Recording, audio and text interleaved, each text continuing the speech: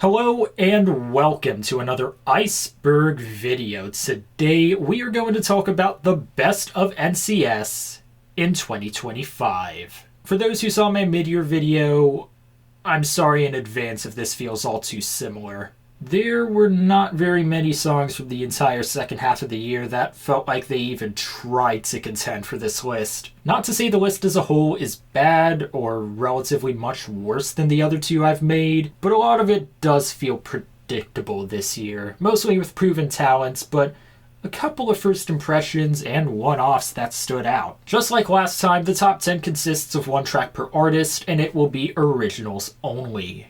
As I said before, I genuinely don't know if I want to keep reviewing this label anymore, but it's always worth analyzing the best stuff of the year regardless. So with that out of the way, let's get started with some honorable mentions. Hit the Ground by Kaya and Lulo. Future House was a very underused genre this year, and the synths here, along with the ascending chord progression, make the most out of their production. On My Mind by Tatsunoshin and Slenderino. A bright, happy hardcore release that provides strong melodies in the drops and a cute atmosphere elsewhere. Fading Light by Fitch. Not a song I revisited a whole lot, but it shows its dramatic energy through the alternating octaves and the bass growls. Innermost by Gabriel. Didn't think anything from this EP would grow on me enough to make it here, but hearing this out, the darker atmosphere is great, where the echoing plucks and arps can mesh very well with the warping bass. Let Go by Conro. Just a cleanly produced house song with a sense of nostalgia. One of those cases where an artist can make it look easy. Alive by Tamlin. And while we're on the topic of nostalgia, this sort of house disco mix is great, with the Daft Punk references in the vocoders and the phasing drops. Feelings Fade by Jonghyun and Wings. One song that stuck around from the start of the year and nearly snuck onto the list proper. Another example of Future House making the most of what they have. So Good by More Plastic. More Plastic had a pretty good year, and with this song, it's a gritty neurofunk production that centers itself around a solid melody. Carry On by Lost Sky and Anna Yvette.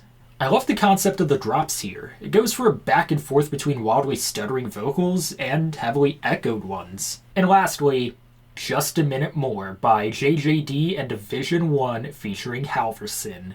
With Somebody Like Me being one of my favorite NCS songs of 2022, this was a great follow-up. A storyline within the production, along with some dimension in the drops as it progresses. And with that out of the way, let's talk about the top 10 best NCS songs of 2025. Number 10. I think this is one of those that I'm probably the most excited to talk about, despite being just my number 10. Mainly because it's with an artist that I haven't really liked. One who's made my worst list twice on the Monstercat label, including this year. And when you hear out certain artists for long enough, you hope deep down that maybe they'll release something amazing from out of the blue, but you don't expect it. Especially with how he's followed certain trends over there, even if he's far from the main problem now. But maybe a change of scenery was what he needed to be the first artist to land on my worst list on one label and my best list on the other. To show a new side of himself and turn the Britnum scene on its head.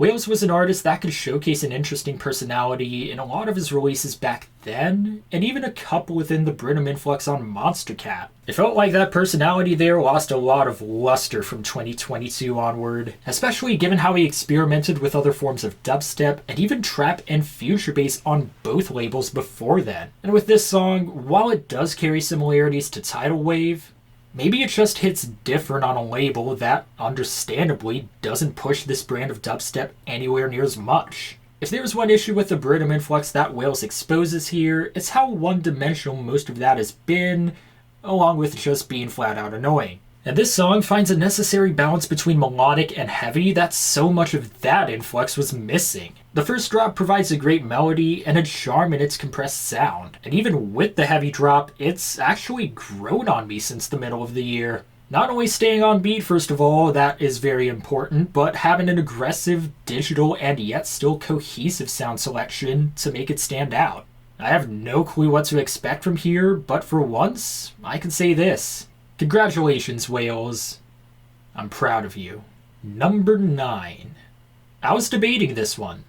I was debating a couple of these. Even back in my mid-year video, there was a part of me wondering whether there was anything I really missed from the first half of the year. Feelings Fade was very close to making this list, but despite this song being less consistent, I think it has a higher ceiling. Not only does it feel like a rarity, it feels like something that fits better on Monstercat than it does here. Makes sense that, even if it was with a remix, he was able to get that Monstercat debut eventually.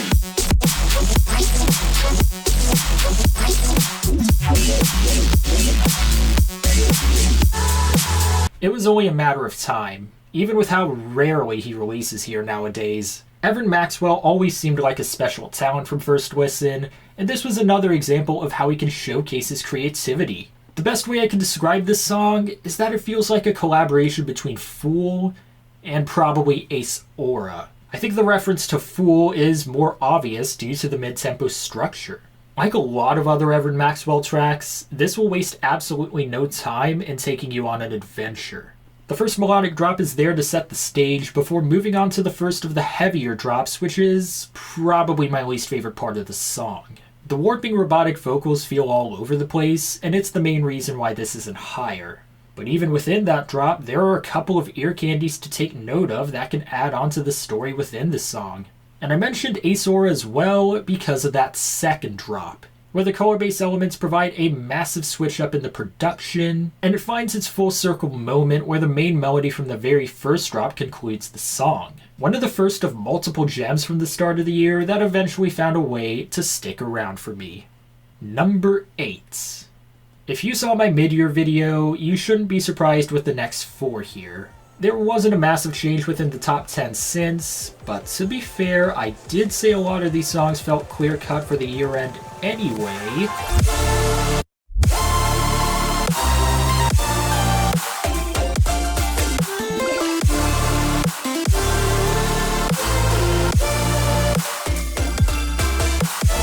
A resurgence of Chime and a return for Nitrix, a brand of dubstep that can nod back to the best of NCS in years prior. What more do you want in a collaboration with two artists that can make the most out of their production and the story within? One where Chime in particular makes the most out of his comfort zone throughout.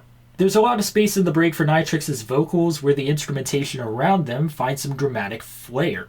The first drop pushes that journey to new levels, where the piano transitions onto an emphatic melodic dubstep drop that can alternate with some color-based plucks. That same piano then distorts heading into the second drop, where you would expect more of the same, until that sustain starts to distort as well, where it switches onto a heavier drop that isn't as captivating as the melodic drop, but the fake-out heading up to it is so good that I don't even care. It's another great track from Chime, and a really nice welcome back for Nitrix, and we'll see where they can take us next. Number 7.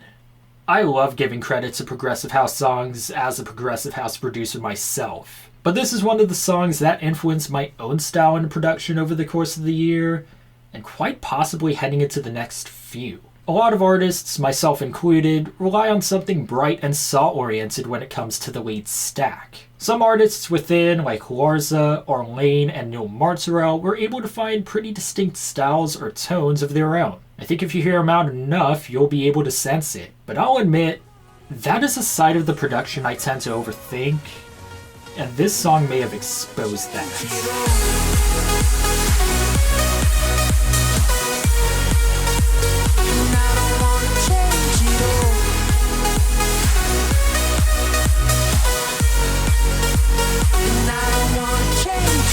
While Geometry made my honorable mentions last year, mostly overshadowed by Tobu's Faster, and also not having anything overly special in the production looking back at it, this song gave Diviner some much needed space to shine. Really, this was the one Progressive House song that stood out for me on this label. How many did they have in total? What, 2 or 3? Anyway, with November Lights as the guest vocalist, he makes the most out of some bright and solid atmosphere throughout the breaks. The structure of the drop is full within its elements, and I just love that lead stack in particular.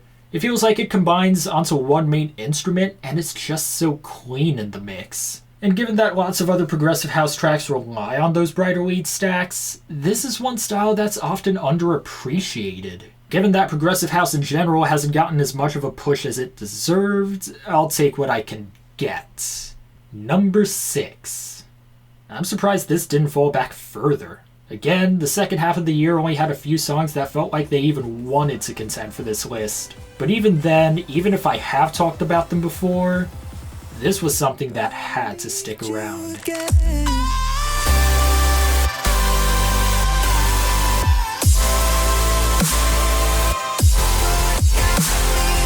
The best kind of collaboration is one that can utilize the best out of everyone. For Sad Boys and their brand of rocktronic, they have found multiple acts that can help push their sort of style, either with dubstep or drum and bass. Roy Knox had an amazing year throughout, and this only further proves that. A statement of a release that feels all too similar to The Right Time last year. In fact, I wouldn't be surprised if that song was the main motivator heading into this one.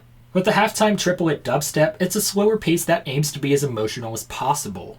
Jake Newmar absolutely lets go in the song when need be. I still feel like it's a bit excessive, but it does add on to the dramatic atmosphere.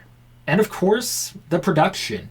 The first drop is where Roy Knox can showcase his emphatic synths, and the second drop is where Sad Boys uses their rocktronic style. And both sides can carry out that dramatic emotion in their own way. And while it's not the best song I've heard from either of the main artists in 2025, and some of you might already know why, it still highlights both of their years as a whole. I don't think this will be the last time we see them together. Number 5. On the other side of the spectrum, the only reason why this isn't higher on my list is because this feels relatively more inconsistent compared to the last 4. But it deserves to stay on the top half of the list. One of the last songs in the Geometry Dash collaboration, and one that's almost surreal to witness.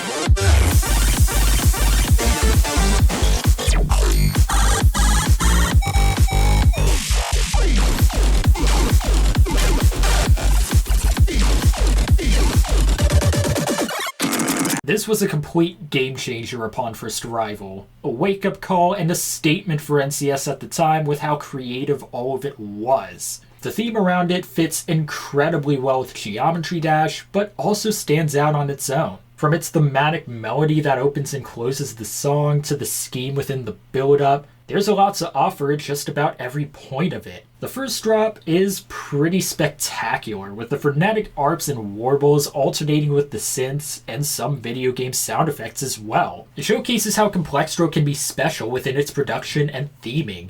The second drop utilizes a dubstep switch-up that is just as frantic. The concept as a whole is not one we often see on this label, and it's emblematic of a new style that this label can push more of, even if it's not the most consistent here.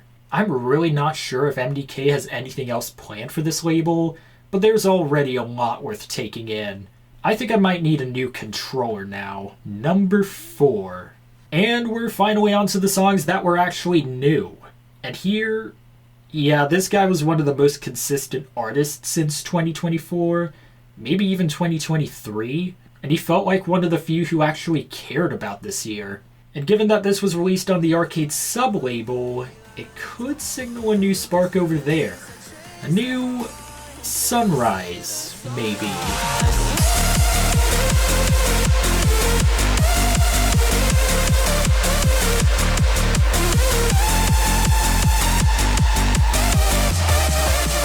All 3 of Tatsunoshi's songs felt like they would contend for my list proper. In fact, All or Nothing was initially there for the mid-year, followed up by On My Mind, and then followed further with this. And it provides a lot of what made Lost My Love special last year, where the drop melody and production absolutely carry this song. The flowing nature of the lead synth, along with the reverse bass to fill up the first drop, is great. And the second break is probably where it's at its most emotional. The ARP is really nice there, and the strings help give Vaughan's vocals some space along with some dramatic emphasis. And the second drop adds a high-pitched pulse onto the kick, which is understandably a bit faint in the mix, but it still does well to push the production. I'm still not sure why this was released on arcade, but I can imagine next year might showcase whether it's a fluke or a sign of something special over there. Number 3. So up to this point, Roy Knox was the only other artist to make my top 3 in both my Monstercat and my NCS list in the same year. And it makes perfect sense now that Retrovision has that same honor.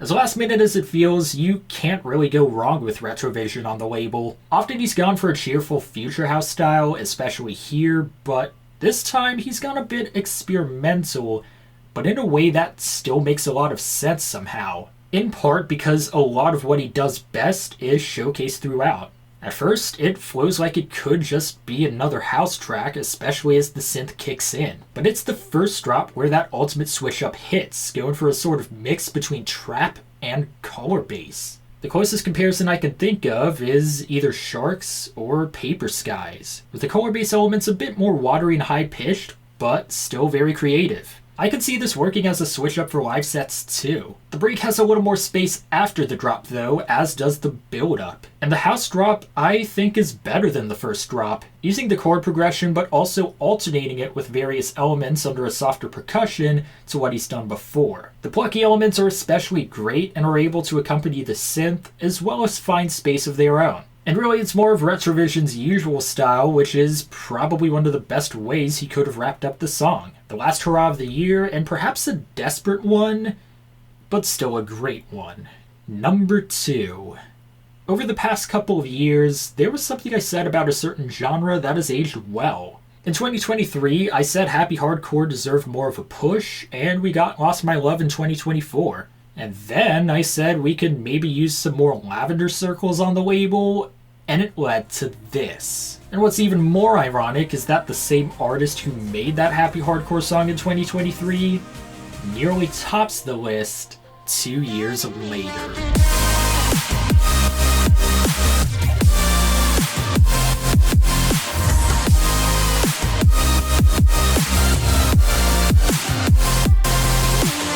While both Retrovision and Tatsunoushi can stand out for their respective genres, JJD isn't someone who's enclosed to a particular one. Here it's a collaboration with Exertion that has happened before with probably one of my favorite NCS songs of 2021 in Streetlights. I might have to revisit that year. Even then, most of Exertion's stuff on NCS was house-oriented heading up to this, but the future bass layout in this song is simply nostalgic, where Philosophy on the vocals can take charge of the break and make the most out of it. The vocal production is clean throughout and the emotion can be carried heading towards the drops. And in the drops, the synths are amazing. They pack the necessary gusto and design to make it so emphatic as it starts. And the occasional sidechain helps out the production even further. This was my number 1 in the mid-year. And even though it did wind up falling back on me, partially in the hopes that something would be better down the line, it's safe to say there was a lighthouse to be found here. Before I reveal my number 1 spot, I'd like to take a moment to advertise my other channels. Iceberg Gaming is where you can find content like this. I already have a good sense of how this is going to go, and he misses already. Oh my goodness. And Iceberg Music is where you can find my own releases and mixes. Also, let me know in the comments below if you're interested in ranking some of my favorite songs outside of the label. But with that out of the way, let's move on to number 1. If Don't Wake Me Up was the best song to end the year, this was the best song to start it. In my very first ranking video I made, I said the highlights there were either really energetic, really emotional, really creative, really fun to listen to. I might get into more detail with this if I could sort out a top 10 best EDM albums of the year, But in comparison to the mainstream, I would say EDM as a whole was pretty good in 2025, if you knew where you were looking or what you were looking for. There's a charm within songs that are just fun and replayable, and it carries more memorability when you can share that with someone else like I was able to do. All this to say, in 2025, I think I found the most fun here.